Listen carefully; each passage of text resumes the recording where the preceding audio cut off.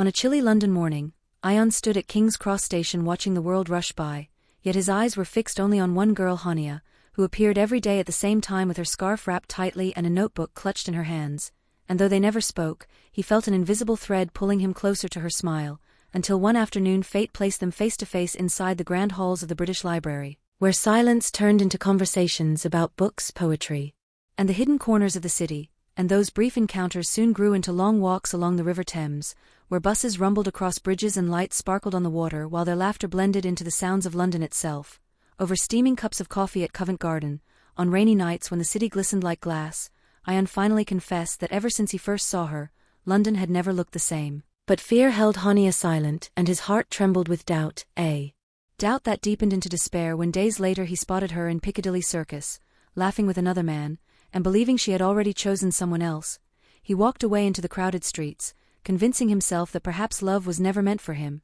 while in truth, Hania sat at home longing for him, explaining to her cousin, the very man Ion had seen, that her heart belonged to someone who made her feel safe, understood and seen in ways no one else had. Still, Ion drifted alone through the festive city until Christmas Eve, when the winter wonderland at Hyde Park glowed with fairy lights, the scent of roasted chestnuts, and the laughter of families, and as he stood watching the ice rink with sorrow clouding his eyes, he suddenly heard his name, turned, and saw Hania running toward him through the crowd, breathless, her cheeks flushed with cold and tears, and before he could speak, she threw her words out like fire.